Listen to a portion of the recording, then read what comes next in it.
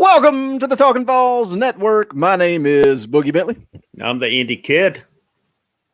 Taking a swig of Powerade there. Random impromptu Sunday stream. Going to be laid back. We're going cartoon emojis. We're hanging out. We're going to let you guys talk about anything you want to talk about. You said you wanted more streams. The Indy Kid was going to do kind of a weekend review type video. I said, hey, if you want to go live, let's go live. So here we are. Here we are. What's up, Indy Kid, on this random Sunday afternoon?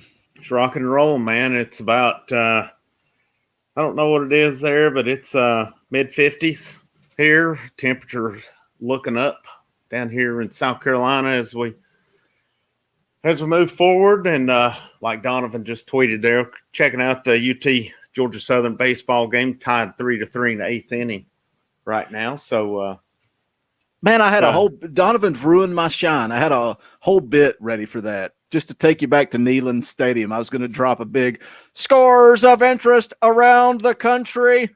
Tennessee 3, Georgia Southern 3, top of the eighth. That would have been awesome. Back in the glory days, man, when Tennessee football was actually something. God, man, you were invested in those scores. And I remember, man, he would come across that PA with the scores of interest around the country. Man, you'd be on the edge of your seat. Listen, what like now where like everybody's just on their phone tracking everything. It's like you're constantly waiting for those updates. But let's run it down. Let's see who is in the chat. Donovan Milliken is here. Said, hell yeah, Sunday show. What up, guys? A little inside baseball before we went live. The Indy Kid said, I think we could go live at 3 in, and Donovan would be here.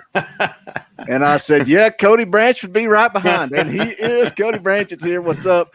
Dane Urban hanging out in the chat. Who else we got? We got Mark Wilson, 2 Ravens fan, hanging out as well. Lucas Sharp is here. Guys, come on in, pull up a chair, crack open a beer, and let's talk about whatever, anything in the world of Tennessee athletics. Alan V. Troll Patrol says present. Woo. Woo! Chris Oakes, I am in Aiken, South Carolina. Actually, down on the border. You may know where it's at, but if not, we're down the South Carolina, Georgia border here. Uncle Broken Down Frito says, what on earth happened to J.J. Peterson? Overrated, lack of development, real head scratcher. Ooh, good question. I think a combination of it. I think he had some it took him a while to get approved, did it not? Didn't he have some great issues? And then they got him approved.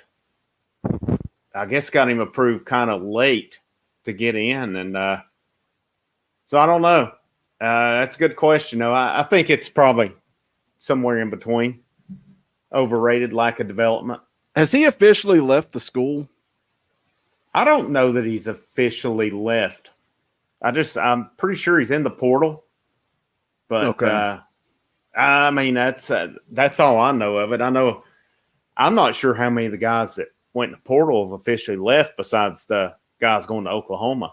I mean, I know all of them are gone, and of course there's Samaglia, just a few more. But yeah, that's I don't know, man. I think it's pretty much consensus he's not coming back. But yeah, I'm like you. I don't know that he's officially gone yet.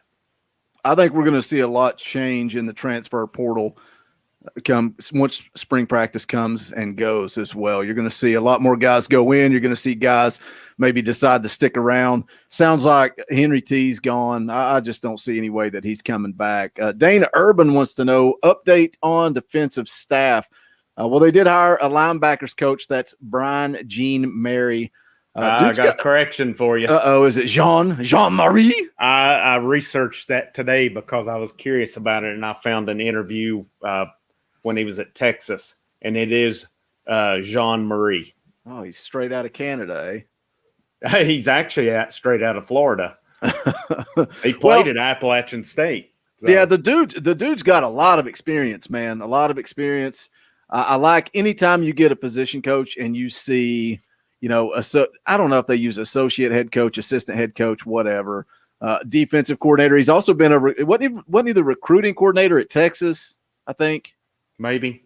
I believe so. He was with Cody said J.J. Peterson is officially gone from when he's there. Okay, not a surprise to me right there. But, yeah, that's he was with Charlie Strong for what, 10, 11 years? He was with him at Louisville, went with him to Texas, went with him to South Florida as well. And so he's and I think he was defensive coordinator at South Florida and had some pretty nicely ranked defenses down there. So, I think they've done a really good job on the defensive side. It remains to be seen. But what I like is they hired a bunch of guys who have, not only can recruit, but who are also teachers as well, teachers of the game. And I think they missed that badly this past year. I think they just mainly had recruiters and not teachers, and it showed. And I like when you have a guy that you add on staff, a guy, again, that has experience calling plays on defense that, you can lean on with the new defensive coordinator if he needs to, which, I don't know. When was the last time that Banks called plays? 3 years ago. So, I mean, he's got that experience too. But I like you said, you got to have recruiters, but you also got to have teachers. And that seems to be the direction that this thing is going. Guys, we got 46 in the chat. You guys are starting to flood in. Do us a favor, hit the thumbs up. This is a short notice stream. The Indie Kid was going to do a quick little video, and I said, hey, let's just go live, see who's hanging out, let you guys talk about anything you want to talk about, but make sure you do hit that thumbs up. We got 15 right now. We got to get it up around 40 and see what we can do here. What else do we want to talk about? You guys want to keep it football? You guys want to talk about, I know you wanted to talk about the Lady Vols. They just lost today, I believe. I just saw that, actually. I think with football, man, there's what do they got? One more staff position to fill right now. And from what I've read on it, the expectations, they'll go special teams coordinator because they don't have a special teams coordinator. And I think that's a good hire. I mean, I remember, a lot of times I feel coaches have kind of taken that for granted, that special teams spot, and they've just kind of divided responsibilities up. But that's one thing under Butch Jones, man. When he had Mark Elder, their special teams coach, their special teams were rolling during that time. Of course, you had Evan Berry, who was awesome as a returner, but I like the idea that going with just a specific special teams coordinator. I don't like the divided up responsibility stuff. I saw somebody posted right before we went live, posted on VolQuest, Terry Smith, but that really doesn't make a whole lot of sense to me. He is the cornerbacks coach at Penn State. And I don't, how would that make any sense when you've already got, Banks, who is going to coach the safeties, I believe. And then you've got Willie Martinez, who's going to coach on the back end. And then you've got Garner at defensive line. And then your boy, old Jean-Marie. Jean-Marie. At linebacker. So it wouldn't make much sense for Fry right here says he heard inside or outside linebackers. I don't really see, and he could be right on that, but I don't see the need on it because they're going to be going back to a 4-3 defense. And I don't think you need, because you're going, you basically got 3 linebackers. You don't have that edge rusher guy. You don't have any of that. So I think you could get by with 4 defensive coaches, especially if Banks is safeties, Willie Martinez cornerbacks, Jean-Marie linebackers, and then Rodney Garner defensive line. Maybe you have another guy in there, but I don't know. I think they could get by with that. And regardless of what you do, you still got to have somebody coach special teams. Yeah. So I'm not sure if any of the guys on offense have experience with it or not, but yeah. And when you got a guy like Banks, I think you just said this, but I'm reading 14 things at once. When you got a guy like Banks that is going to coach positions and not just be a walk-around guy, that opens you up for a position like a special teams coordinator, special teams coach. So I don't know. It'd be interesting to see where they go with it. It does, and I think most of that was like we heard with Chaney when he was there. He didn't want to coach a position, and and it showed obviously. But yeah, our special teams were bad under Pruitt. I thought. I thought Smaglia had his moments, but I thought one thing Tennessee's been pretty consistent because they've done it so much is they've normally had a pretty good punter, and even the punters have struggled the last couple of years or so. So that's I think sometimes that people take it for granted that with that special teams, they just kind of see it as a throwaway. But yeah, that can be a third of the team. Absolutely agree with that. I still don't understand why Chaney wasn't a quarterback's coach. It makes no sense. Walk around, it just seems lazy. Especially a position that struggled so much. Why Jim Chaney wouldn't work with the quarterbacks. JP's in the chat. He wanted to come on, but he was just walking out the door. Like I said, that we decided to do this thing on about 10 minutes notice. The Indy kid tried to get me to go live last night, but I'm old and I go to bed early. So my wife said, you're doing to him the exact same thing he did to you last night and giving him like 10 minutes notice to go live. I was like, he can say no like I did. JP's in the chat said, talked to a Michigan fan the other day. He wasn't happy we took their linebacker coach. Seems to have a good reputation as a recruiter. Yeah, I think that defensive side's got some strong recruiters on it. And definitely with Garner, he's got – how many times has Garner killed us over the years going head-to-head with him? And then Banks has a good reputation. Jean-Marie has a good reputation. Willie Martinez, he did pretty good when he was here the first time. I talked about the guys he developed, and I'd seen another guy. I don't know how I forgot him, old Mr. Double Bird himself, Rashawn Galton. He was a pretty decent player when he was there, and Willie Martinez developed him because I seen him tweet. He was pretty happy about Martinez coming back. Donovan's talking about the swagger of Drew Gilbert on the baseball team. We're going to get into the Diamond Vols here in just a minute. We're going to talk about that. They are still tied right now in the bottom of the 8th inning. Nobody out, nobody on, 3-3. So we'll see how that shapes up. But we are going to talk about that here in just a minute. I want to continue with football because there was a good question here from Uncle Broken Down Frito. Does lack of O-line depth or lack of DB depth worry you more? DB easily. Easily. I was looking to depth chart. Somebody had put, now that's not to say I love the offensive line depth, but I think there's a little bit more than we think. And it's going to come down to developing that talent too. And I think the Ellerby guy is an upgrade over what we've seen the last couple of years there. But yeah, DB's scary, man. The thing about me for DBs is the name on paper. When you look at the names on paper and what we expected from them, when you see a guy like Warren Burrell, you see a guy like Kenneth George, Alontae Taylor, I feel pretty good with those corners, but they have not delivered on the field the last couple of years. And so, I mean, I understand the cause for concern. Maybe a change in coaching staff. Maybe Banks can get in there and work with them. I don't know. But, yeah, you got to prove it on the field. There's actually a lot of experience in that secondary. You're right with Taylor, Burrell, George, Schamberger, Theo Jackson, Flowers. Is Theo Jackson coming back? I can't ever remember. It was good gosh, this is what happens when we go live impromptu. Keyshawn Lawrence is the one that I'm thinking about that went to Oklahoma, right? Yep. And then you've got McCullough, who played a lot last year. You got Trayvon Flowers, who's played a lot. So, yeah, there is some experience out there. And I like this. I like the size and the speed on Christian Charles, who's coming in. I wonder maybe if he could be another, who everybody always comparing them to Cam Sutton. And I'll compare him there just because Willie Martinez was there when Cam Sutton came through and helped develop him. So, maybe he can have a similar effect with Charles or the Rucker, Deshaun Rucker, that's coming in as well. But, there is some experience there. You're right, where if you look at offensive line, I guess as of now, Darnell Wright's still there. You've got Carvin.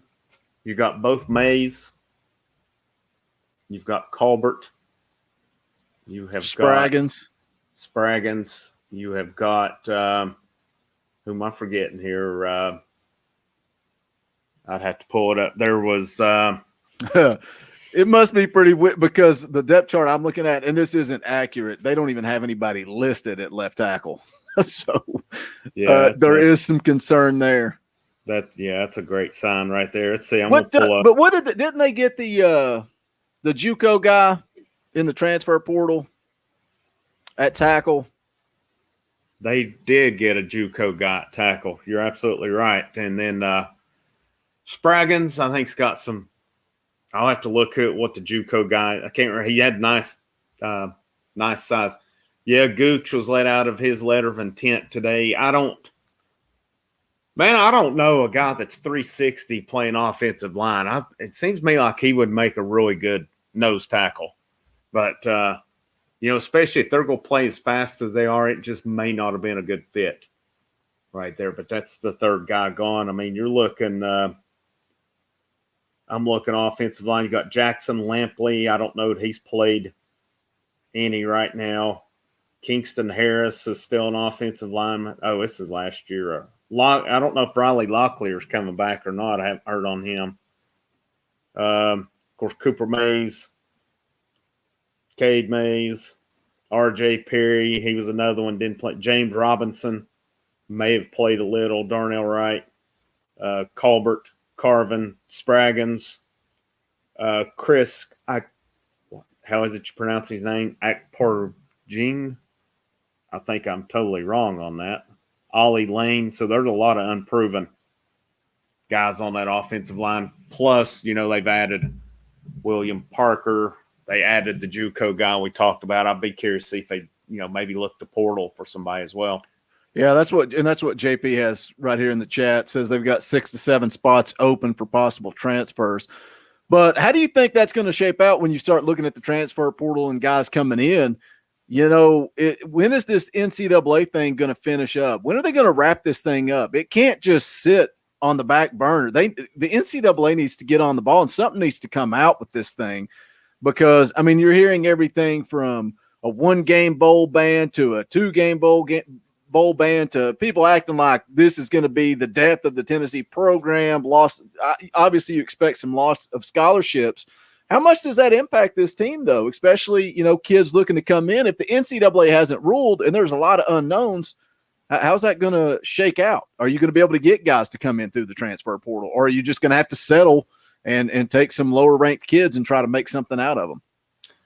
See, I don't know, man. There's part of me thinks that, if they don't go to a bowl game, that may hurt them. But with the way guys are opting out of bowl games now, that may not hurt them as much as you would think right there.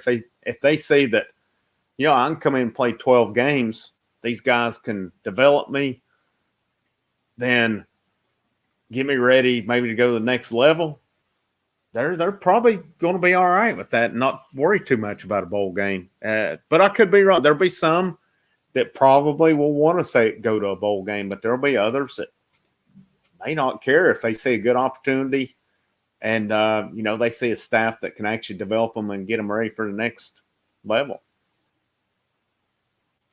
Donovan Milligan, John Bryce said two bowl ban on Swain event, not knowing for a while on it.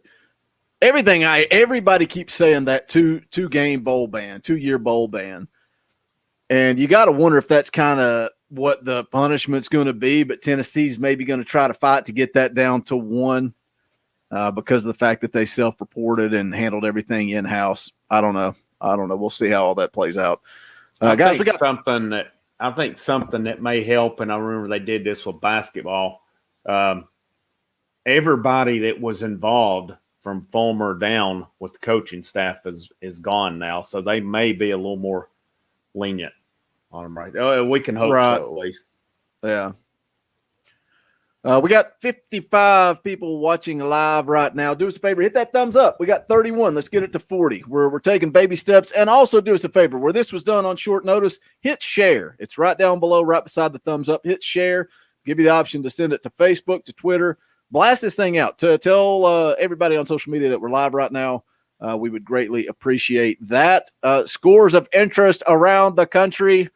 We're heading to the 9th inning, still tied at 3 for the Diamond Vols. Georgia Southern actually had runners on first and second with 2 outs, but the Vols got out of it. So tied at 3 heading into the 9th inning. Do you want to just talk about that game from, when was it, last night? Oh, yeah, that was pretty wild because I turned it on.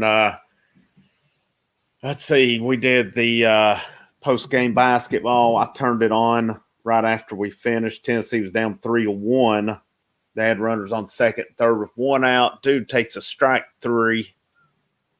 Good pitch down the middle, strike three. And then Jake Rucker, third baseman, stepped up after that. Oh, Gilbert's coming up again with a shot to be the man here. But, yeah, Rucker, 2-run single, ties it up. Come in, Tennessee holds them. And then, of course, Gilbert hit that bomb and had the bat flip that didn't set too well. But, of course, I'm a big baseball guy, and a big thing, and this is in the majors too. People get upset over these bat flips and stuff, and just get over it, guys.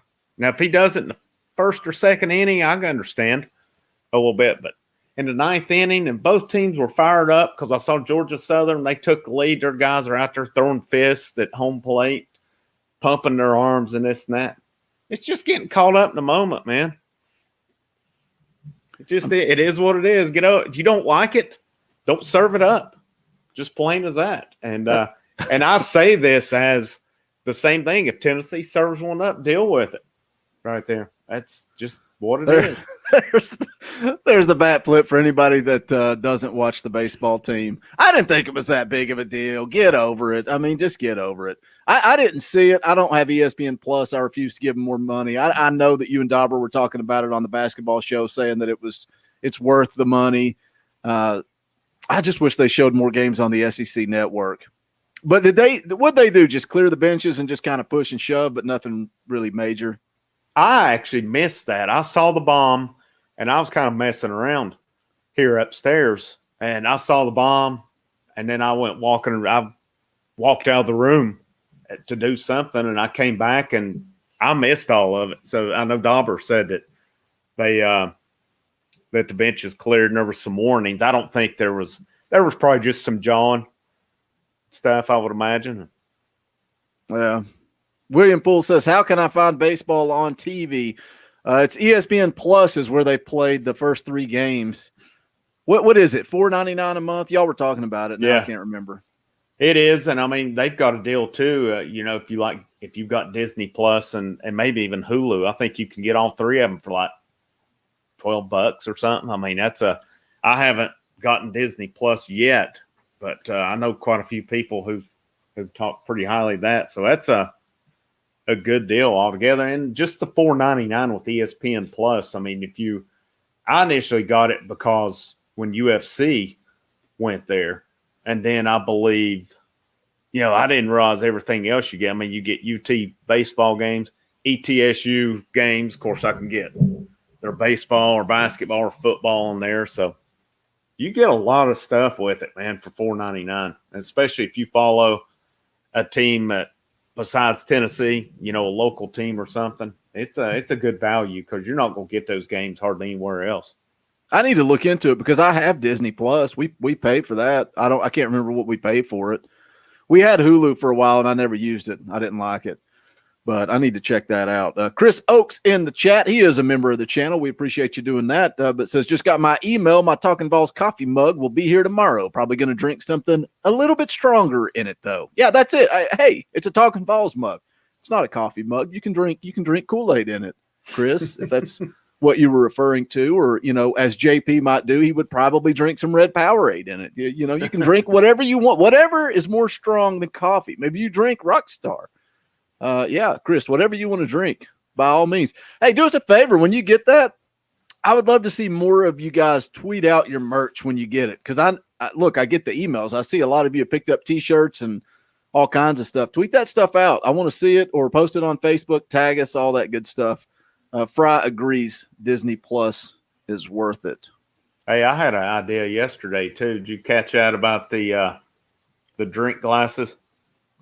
No, I didn't hear that. Oh, you didn't? I said, Tennessee, Tennessee fans probably like to reach for those pint glasses pretty often to drown out the sorrows. So might have to invest in some Talkin VAWLS pint glasses going forward. That'd be awesome, too. Man. Maybe some Talkin VAWLS flasks. Yeah, there you go. Some koozies awesome. Or something. Yeah, koozies would be good too. Yeah, it'd be cool. But I see Uncle. Yeah, that's what I was going to throw that one up there too. Go ahead. Do I think UT can be 4-0 going into Florida? Well, let me I got the schedule right there, popped up on the screen. Look, I'm a prepared man. Thank you very much. 4-0 going into Florida. Well, they're only playing 3 games before Florida, Uncle. So we'll change it to he meant 3-0. Bowling Green, Pitt, and who is the third one? Tennessee Tech. That's what I thought. Okay. Bowling Green, you're going to have to show up to play. Pitt could probably go either way. Yeah, Mason Jar is a heck of an idea, too. Tennessee Tech should definitely be a win.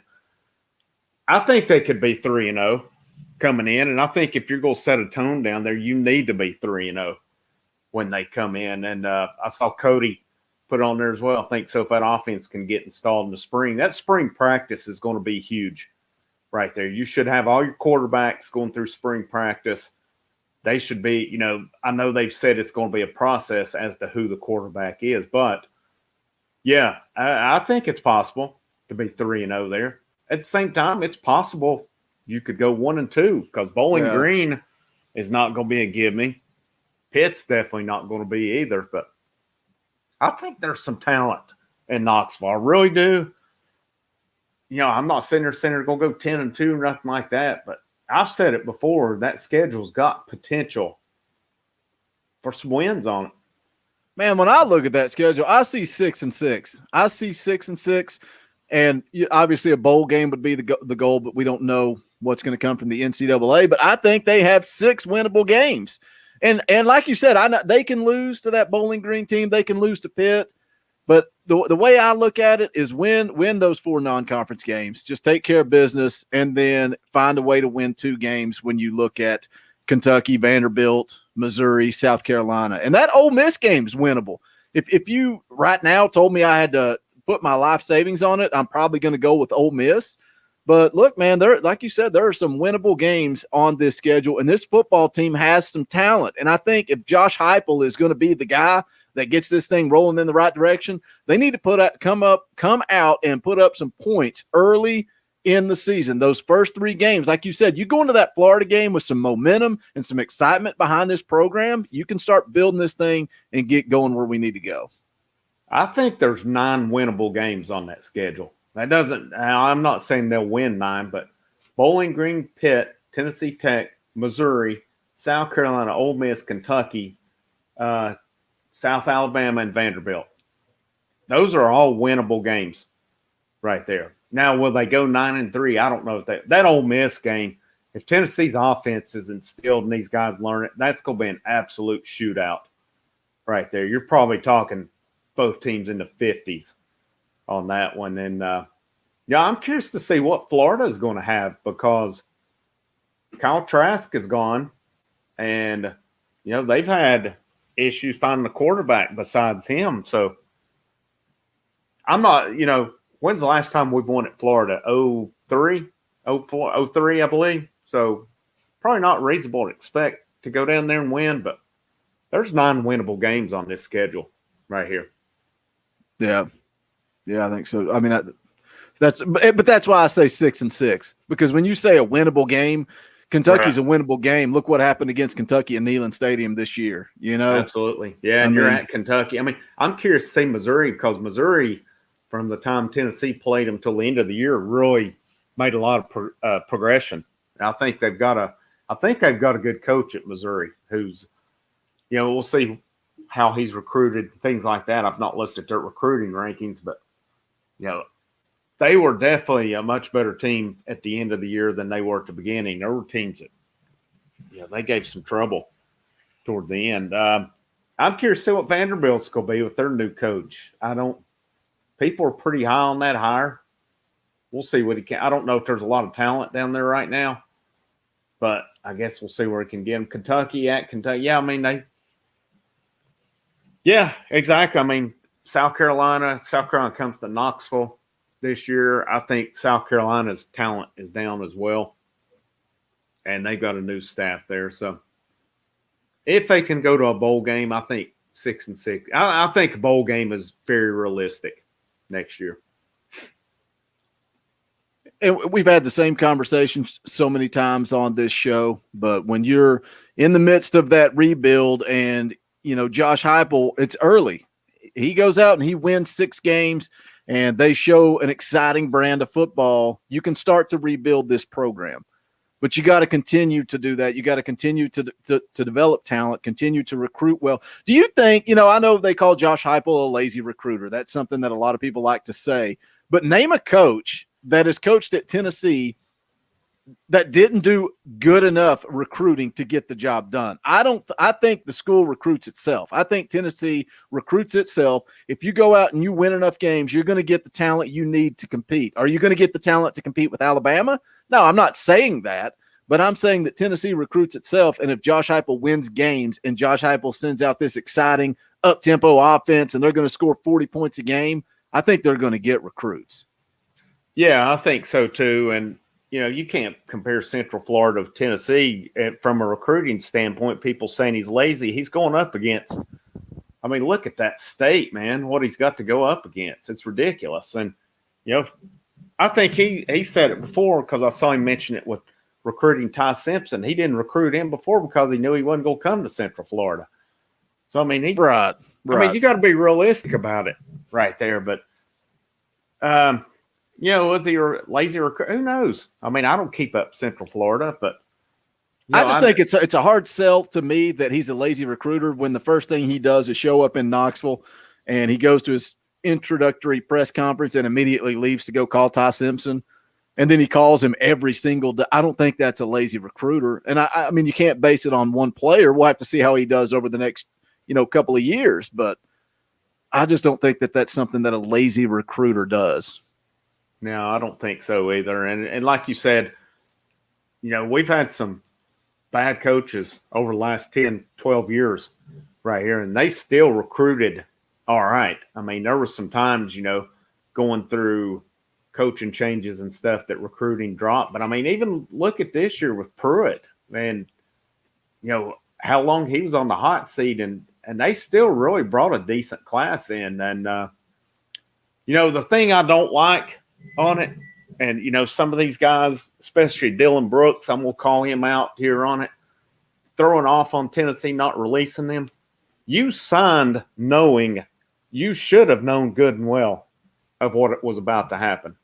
If you're signing knowing that Pruitt is going to get canned or there's a good possibility of it, it is what it is, man. You should have just held off on it. There's no use trashing the school when you sign knowing what could possibly happen right there. But, as long as, like you said, if they have an exciting offense, if they win some games, recruiting will be, it's going to, it'll take care of itself. I really think so.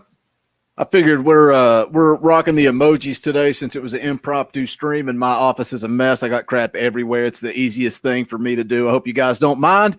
But I figured because of that, why not just go ahead and throw up the Georgia Southern Tennessee lives? I can't show the stream of the game, but there's your play-by-play. Bottom of the ninth, 1 out, 3-3. You got a runner on base. Yeah, he just stole and they threw it into center, and he got to third. He's on third with 1 out. So, I guess you've got it pulled up on TV, don't you? Yeah, so I'd say we're looking at it was just they just walked somebody? No, they walked a guy, and then that throw to second was pretty bad right there. And the third baseman actually did a good job not letting it because they one-hopped it to him, and he put his body in front of it. So looks like they're going to try to get this guy out at the plate and then go from there. I kind of wondered if they may – well, no, I don't know what just happened here, but guy just went to first. I guess they're going to put him on and try to get two. That would be my guess. Yeah. Cody Brandt says Ty said he is very confident in his decision, so it's damn sure not Tennessee. I don't know that I would say that, man. Uncle Broken Down Frito comes right behind you and says, my gut tells me Ty Simpson picks UT. I think the reality is what we all already know. His heart, he wants to come to Tennessee. And it's, man, you need that guy. You need that alpha that is going to has the confidence that I'm going to come to Tennessee and I'm going to rebuild the program that I love. But if I had to bet my life on it, I just don't know. I don't know. I think it's very interesting that Austin Price from VolQuest, what was it he said? He changed it to 35% Tennessee, 35% Clemson, 30% Alabama. Oh, really? I think, and that was last week on Swain Event. I thought that was an interesting statement because Austin Price is pretty dialed in with that family and with that recruitment. So I thought Alabama would be the front runner. So for him to say that Alabama's probably sitting at third, but look, he said anything could happen. All three are still in play. I don't know. Tennessee just rolled 2 and got out of it. Wow. Boom. Scores of interest around the country. Tennessee 3, Georgia Southern 3, headed to free baseball. Sweet. That was big. That was a hopper too. They had to have a good turn on that one. So awesome right there. But yeah, that's interesting. I hadn't heard that on Austin Price. I know Callahan on 24/7. He said that they're in it more than he thought at one. I don't want to misquote him or anything like that, but I'm just kind of gathering there that I think at one point the consensus a little bit was they were maybe had a long way to go, and they may still do it, but we'll see, man. I felt more confident. I read the same thing Cody Branch did right there. I don't know if that gave me the warm and fuzzies about it, but I think one thing too, I've seen where Tennessee's reaching back out to Sam Horn, who's a pretty highly ranked quarterback as well, and he does have ties to UT. I think maybe his dad played there possibly. Somebody can correct me if I'm wrong on that one, but I think it's huge perception-wise getting Ty Simpson, but if you turn around and get Sam Horn, I don't think it's the end of the world right there either. But Ty Simpson will be big from just an in-state standpoint as well as a perception standpoint also. There was another name I saw mentioned in an article, Tevin Carter out of Memphis. He's a 3-star dual threat guy. Look, man, I don't know. I'm spinning it back to Ty Simpson here because I get it. They want to win. He wants to go win a national championship. I get that. But when you look at quarterback development, I mean, I think Josh Heupel's pretty proven that you're going to come there and you're going to put up PlayStation numbers in this offense, and you're going to be developed as a quarterback. I mean, you're talking about a guy that played quarterback, and he didn't win a Heisman, did he? Was he the runner-up for the Heisman? I think he was a runner-up. And a guy that played in the national championship game. I mean, this guy's he's a quarterback guru, man. And it's got to play a factor. I can't wrap my head around the fact that Ty Simpson would want to come play for Jeremy Pruitt when there was absolutely nothing on the field of play that makes me think, oh, this guy could develop me as a quarterback. I know it's about relationships and there's more to it. And I think you said a week or two ago talking about, what is it? Jason Simpson, is that his name? Possibly getting a job on Pruitt's staff, and that could have had something to do with it. I don't know. There's a lot there behind the scenes, but I just can't imagine why a kid would want to go play for Jeremy Pruitt as a quarterback, but not for Heupel. No, not at all, because the offense has been just ridiculous. Pretty much most of the 3 years that Pruitt was there. It had its moments in year 2 under Pruitt, but yeah, I can't see how you would have watched it last year thinking possibly that staff's coming back and still want to play for him. Yeah, I don't get that either. And I'll throw this out at with Clemson as well. Trevor Lawrence, everybody knew what he was coming in. He didn't win a Heisman at Clemson. So, I mean, you're not guaranteed to go, and he didn't. Clemson, I mean, they did okay this year. Their defense obviously let them down, but, Trevor Lawrence was going to succeed wherever he went. There wasn't anything Dabo did that did they help him develop? Absolutely, sure. But Trevor Lawrence was developing, wherever he went right there. I mean, Alabama is really the one, and there's question there. I mean, Sarkisian, look what he did with that offense and develop quarterbacks. It was phenomenal there, and he's gone. So I don't know, man. It's especially, and you showed the quote the other night from the quarterback coach. Did we figure out, is it Housel? I think it was Hasley. Okay. I think it was something that I'd never heard, but it's one of those where you hear it and you think that's not right, and then you keep saying it wrong. So I will continue to say it wrong. Well, I mean, you look at Fry mentions, look what Heupel did with Drew Lock. I mean, yeah, He absolutely, and Drew Lock became a high round pick. Was he? I can't remember if he was a first or second round pick, but he was definitely a high round pick. And just what the quarterback coach said about we're going to, coach them, and we're not going to coach them to play scared. They're going to come out and we're going to turn them loose. How could you not want to do that, man? Especially when looking at those averages each year, they're ranking top 10 in offense each year. I mean, that's big. And that's, even the NFL's going to more of these wide open offenses now. Guys who used to weren't heavily coveted in the NFL now. I mean, at one point in time, Kyler Murray, there would have been, he would have been a late round pick just because of his size, but, not because, I just felt, I think Russell Wilson really changed the game as far as that stuff goes. And now you're seeing more of these high-powered offenses in the NFL. And so I think these systems are translating more to the NFL now. It's a good look. And if they can get these guys developed, Tennessee's not going to be a bad place to come. Here's a good question from Donovan. Very, very, very good question. I don't even know the answer. I'm going to have to think on this one. Let me ask y'all a question. Who is the best coach on Tennessee's campus? Heupel, Rick Barnes, Kelly Harper, Ralph and Karen Winkley, or Tony Vitello? Interesting Boogie and Indy Kid answer. This is a tough one for me, man, because look, I don't keep up. I don't watch the basketball team faithfully. I'm not a big college basketball fan, but I keep up with it enough to know what they're doing. And I remember, I think it was Robert Craig, who's in the chat a lot on here. He's a huge college basketball fan. Talking about Rick Barnes and how his biggest critique was that he never could win the big game. He would get him so far and then couldn't get over the hump. I would go with Barnes, but I just don't. Part of me wants to go with Vitello and what he's done with the baseball team in just I say 3 years, but last season obviously canceled for COVID. But, I mean, he took over a team and started off 500, and he's shown progression every year. But that's a tough question. You definitely – I don't think you can say Heupel at this point. I just don't – Yeah, we just don't know enough about Heupel. He could be. I'm going to surprise you on this one. Kelly Harper?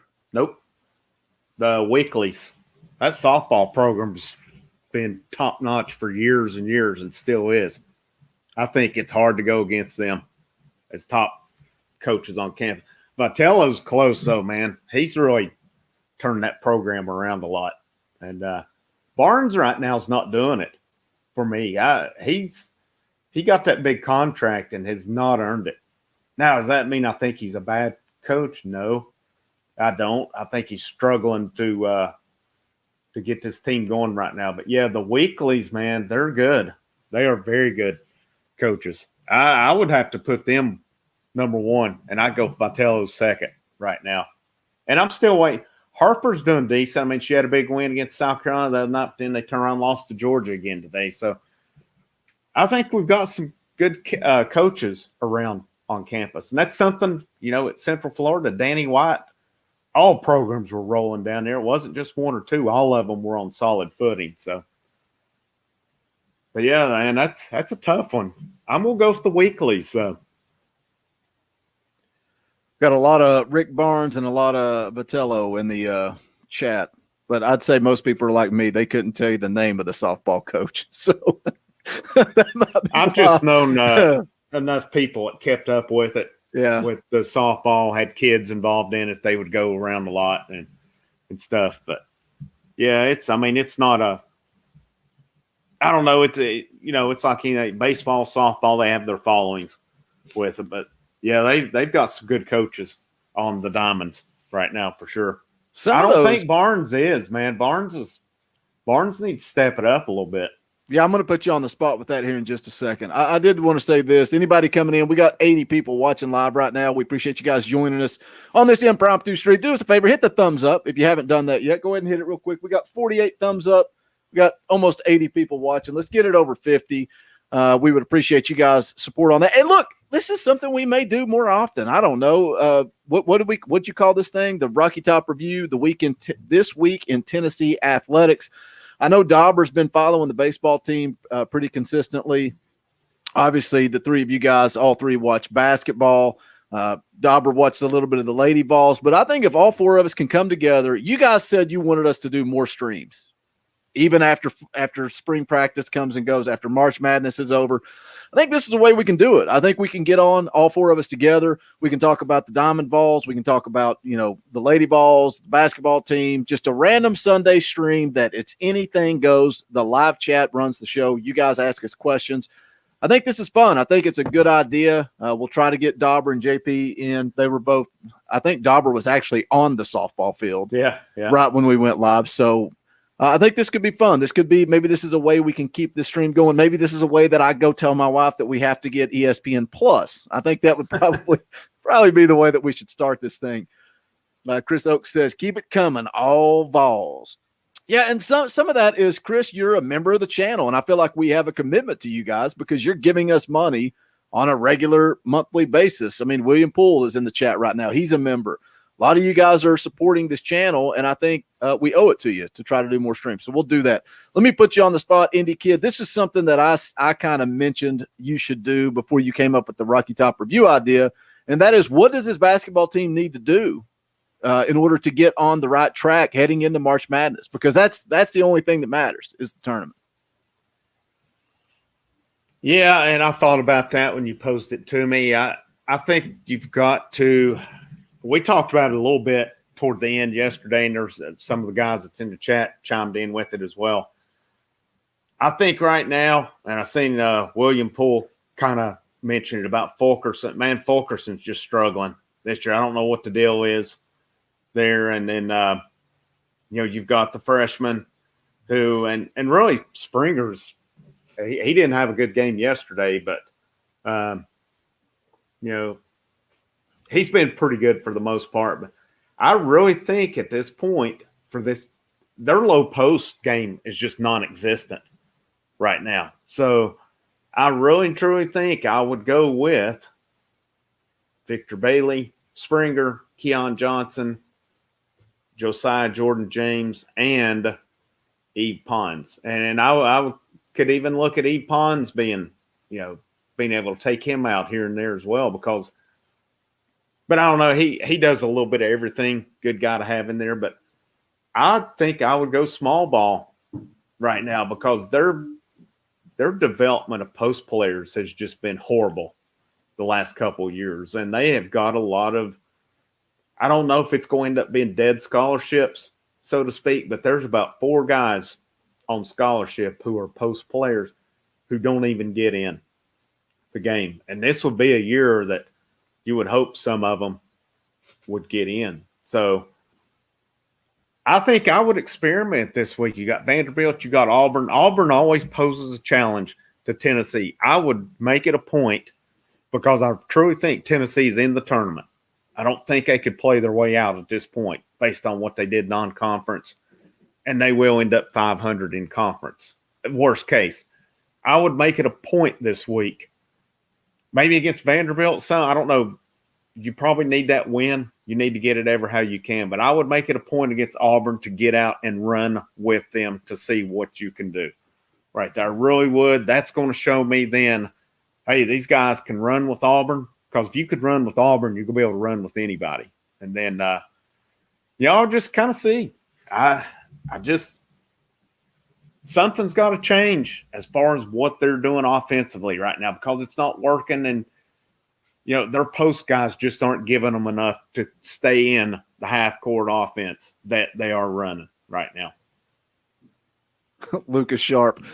I'm back. I had to wash the dishes. What did I miss? Well, we talked about the Lady Vols. We talked about the Diamond Vols. We talked about the softball team. We talked a little bit about that's about it. You didn't miss anything, Lucas, but welcome back. Uncle Broken Down Frito, thanks for becoming a member of the channel. We appreciate that.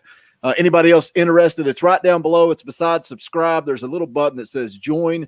When you do that, you get access to custom Talkin VAWLS emojis. You can throw up the little cartoon emojis that we have. There's a Power T in there, the orange blazer, Rick Barnes, the basketball logo, Heupel's down there, Pons is down there. I'm dropping them in the chat on YouTube right now. They don't transfer. It drives me nuts. They don't transfer in to StreamYard. So like when I put them up on, it just shows the name of the emoji, which is annoying. They need to get that fixed. But they are on YouTube. So thank you for becoming a member of the channel. It's just 99 cents to get access to the emojis. There's also a Talkin VAWLS Faithful tier that's $2.99. Just a little extra money our way. Helps drive the channel, helps us if somebody needs a new microphone or something of that nature. We appreciate that. Like the indie kid with your rig right now. maybe we should send you some money. Hey, we're good. Diamond Vols top of the 11th, still tied at 3. Anything else you guys want to talk about in the chat before we wrap this thing up? It was impromptu. We said 30 minutes, and here we are approaching the 1 hour mark. While we wait to see if any of that, well, look at Chris Oakes. Chris Oakes is a new member of the channel. Thank you for that. We appreciate it. I think what's coming up this week for you? Of course, you got the Ty Simpson announcement on Friday. I wouldn't be surprised if we don't see something about another coach sometime this week as well. I don't know that there'll be. And when we figure out spring practice starts, it's got to be soon. I don't know if they've ever, let me Google it real quick. I don't know if they all spring practice. I don't know if they've ever made an announcement about it. Why do you guys think the man beats Al Wilson's never? I don't know that Al Wilson wants to coach. I mean, he's not coached anywhere, so he may be content to. Well, what he's doing. When you start talking about guys like that, and that's something that drives me nuts. I see people say all the time, Peyton Manning for head coach, Peyton Manning for offensive coordinator. Number one, like you just said, do they want to coach? Do they have that desire to coach? Number two, you're talking about a possibility of ruining somebody's legacy. I mean, Al Wilson and Peyton Manning are legends at the University of Tennessee. What happens when Al Wilson is the defensive coordinator and they're giving up 30, 40 points a game and losing all the time? And the fan base immediately turns on him and starts talking about wanting to have him fired. Look at T. Martin. Look at what T. Martin is a guy that brought a national championship to Tennessee. I mean, it was all about Peyton Manning. Peyton never got it done. He leaves. T. Martin steps in. They win a national championship. And he risks ruining his legacy. Look at Jay Graham. Look what he's going through because he's trying to build his career, build his resume to get where he wants to be. And he's taking a lot of flack because, look, he's going to tweet out things about Alabama. He's a coach at Alabama. That's what he's supposed to do. That's right. I agree with you because I didn't get the overreaction on that. I think everybody just needs to quit worrying about what. I don't even know why you're still following Jay Graham since he's going to Alabama anyway. Like you said, he's building his career. He's not going to go in there put Go Vols as Bama coach. Right. Even though, he still wants them to do well, except when he's probably coaching against them. But yeah. And I would say ultimately his goal is to come back to Tennessee. Yeah. I don't know if both times he's came, there's been a coaching change. The crap's hit the fan both times. So, it's I mean, don't get me wrong, man. I'd love for him and for T both to come and really have good success here. But the T thing kind of rubbed me the wrong way about some of them getting behind saying that, some of the players need to boycott over him not getting kept. That was all Phil Fulmer's fault. You can't blame Danny White, Josh Heupel for that. That was all Philip Fulmer's fault right there, trying to pull some fast one in there before he got ousted as well. I think a lot of the anger in that was should have been directed at old Phil is who it should have been directed at. Yep. Yeah, I agree 100% with that. You can't blame the university for Phil Fulmer trying to make moves behind the scenes. I don't get that, man. Surely to goodness he knew he was in trouble. He had to have. I don't know, man. The whole thing just doesn't make sense. Like, of course, I think I really and truly, and we've said it before, I think Steele was brought in. He was going to be the new coach. I really and truly believe that was going to be the case right there. And maybe Fulmer got caught by surprise on his ousting, but I don't know. He was up to something. I don't know what kind of a plan he had, but I think it's what we've said before. I think whether he talked Pruitt into Steele or he just kind of moved that thing along instead of waiting. Like that, when that whole thing came out, we were all like, what is going on in Knoxville? Why are they hiring people when, it appears Jeremy Pruitt's on the way out the door? I think he was trying to get his pieces in place to continue to have his fingers in everything down there. I mean, that's all I've ever heard about the guy. As much as I defended him and loved him, all I've ever heard about Phil is he is a backstabber. He's a snake in the grass, man. He is. He's a snake in the grass. I wouldn't trust him as far as I could throw him. And, yeah, I appreciate what he did down there and stuff, but it's time for him to go. Get out of the limelight and stuff. He does not need to be back down involved in any way, shape, or form. Uncle Broken Down Frito brings up an interesting point right here. So I was reading about this. So Tennessee still has the one spot left. Steele is technically still on staff right now, so I don't think they can make another hire until Steele is let go. But from what I gather, it's probably not going to be an issue. But, yeah, they can't actually make that last hire until I think something comes off with Steele. Yeah, that's interesting.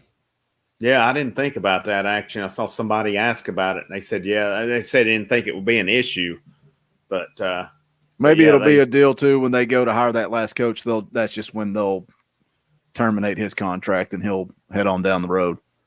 Yeah, I mean, I don't know. I think they could have definitely did worse than keeping him on staff for sure, but I don't know. He's just not former, man. I don't think you can trust him. I just think he's a snake, too. I just don't know that I would trust any of them by any means right there. And something I'm getting annoyed at seeing with people, I've seen it this week with the defensive hires, people saying, well, Banks only hired one of his guys. Who freaking cares, man? Who cares? I mean, we just want to gripe about things. They brought Rodney Garner in. Are you really going to turn down Rodney Garner? I mean, I think Banks had to say so in Martinez. They've worked together before, and he definitely did with John Marie. So I would say, get over this crap of griping and complaining about everything. Oh, God didn't hire his guys. Just a good coach will go out there and coach. Doesn't matter. You don't always get to hire your guys. That's just the way it goes sometimes. I just think it's not me complaining. I just think it's odd when the things you communicate, like Heupel saying, I'm going to have my defensive staff in place on Monday. And then a week goes by and that defensive staff isn't in place. This fan base is on edge, man. So when you say anything, and look, you're talking to a guy who's every time something like that comes out, I'm going to make a video about it and talk about it. I mean, that's what YouTube is. But people they were impatient. And then we also heard that it's going to take time because the defensive coordinator is going to hire his staff. So then we start thinking, well, is it an NFL guy? And that's why we're waiting on the Super Bowl to wrap up. And then it just keeps dragging out. I think people are just impatient, and then that leads to people getting irritated and mad. Like, I don't care. I don't care who hires them. I just want a staff that can recruit and a staff that can coach ball, and at the end of the day, that's all that matters. Like you said, would Banks have turned down Garner? He'd be crazy if he did. Yeah. Oh, yeah. I mean, you don't pass up Garner, especially, the guys – his resume speaks for itself. I mean, he's getting guys to the NFL. He's a good coach. He's an excellent recruiter. And, I think most of these hires were pretty no-brainer hires. And, I would love to be a fly on the wall to know how many no's they've heard with the head coaching search and the defensive coordinator search as well. I think it was probably quite a few. And I still, say with Banks that based on I think they did pretty good there with him. I think it'll be a good hire. And with this conference, man, the first time they give up a lot of points, people's going to be breathing down his neck. But it's an offensive league now. It's not the defensive league that it's been in the past. It is an offensive league now. I mean, the points that they're putting up in the SEC are approaching Big 12 type numbers, and that's not always been the case. Normally, you'd have some not lower, you'd have high 20s, 30s, and then the team would shut the other down. They get to a bowl and the SEC'd shut the Big 12 down, but it's an offensive league now. The defenses aren't near what they used to be. It's just because the offenses have caught up with them. And I think, too, the rules all this targeting and stuff, it's definitely benefited offenses now as well. Trent Boyd is a member of the channel. Thank you so much, Trent. We appreciate that. Racking up all kinds of new members today. I think we needed one more to unlock a new emoji, so we'll get to work getting that out. Just a random impromptu live stream. JJ Banks says, "Whoa, what's going on, guys? Yeah, let's get this thing going." Well, JJ, we're an hour into it. It's almost time to wrap this thing up. We're watching the Diamond Vols in the background there, top of the 11th. They got a runner on first and 2 outs, tied at 3. I think we'll probably be off air by the time this thing wraps up. But I wanted to go back to what you said about how many coaches told them no. And that's something, again, when you talk about the fan base and everybody being irritated and impatient and, not happy with the Heupel hire. Look, man, and even talking about Tony Elliott and James Franklin and people weren't happy with those names. But the way a coaching search firm works is they reach out to potential candidates to save face so that you're not getting these public no's like Tennessee got from Tony Elliott and from James Franklin. They are reaching out to gauge interest, and that keeps that stuff hush-hush. How many no's were there during that part of the search? And you can say, well, Lane would have crawled through glass. I think I said that one time, and I got tweeted at by some dude that didn't follow me, didn't follow Talkin VAWLS. I'd never heard the guy's name in my life, and that's when I realized that we had made it as a YouTube channel. But he tweeted me and said, I thought you said Lane Kiffin would crawl through glass. Well, who knows if they even reached out to him. When you look at the relationship with Danny White and the athletic director that Kiffin had worked for before. Did he work for his brother? I think he worked for his brother. Worked for his brother, yeah. Yeah. So did Danny White simply pick up the phone and say, hey, what do you think is Lane Kiffin of a coach? And that shut it down immediately? I mean, we don't know. And that's, like you said, behind the scenes, how many no's were there throughout that coaching search that we didn't even know about? Well, I mean, too, you know as well as I do, there's probably still some people down in Knoxville that Lane burned some. He didn't burn them. He absolutely blew some bridges up down there. Mm-hmm. And there's still some, I guarantee you, there's still some people down there who want nothing of him down there. And, maybe he would have come back or whatever. I don't know. I mean, the main two names people wanted the whole time were Freeze and Kiffin, and they just were not realistic. Now, would they have been good? Would they have come? From what you hear, absolutely they would have, and they just weren't realistic. And that's just like with the groomers a few years ago, weren't realistic. And you got to temper your expectations sometimes. I know they said Heupel was the number one choice. I'd just be curious to see. I'd love to know who all they reached out to on it. And I think, from what I read, there may have been some traction with Franklin, but I just think when it come down to it, it wasn't going to happen. I think they were real close with Franklin. I really, really do. I think they may have been as well, but we'll see how it plays out. I've seen people on some of the videos we've seen saying, well, they've thrown off on Danny White. And, I've seen the comment, well, until they prove me otherwise, these are bad hires. They haven't proved you that they're bad hires yet either. They've proved nothing yet. It remains to be seen. They're neither a good hire nor a bad hire at this point. That's going to be on down the line. But, if you're automatically writing it off, I just think that's the wrong opinion. I'm not what, anybody can think what they want to, but, let's let it play out a little bit before we, and I get it, man. I get it not buying in. I'm going to have to see it as well. I want to see it proven. Absolutely. I'm the same way. I'll support the guy. I'm behind him, but, I want to see it proven as well.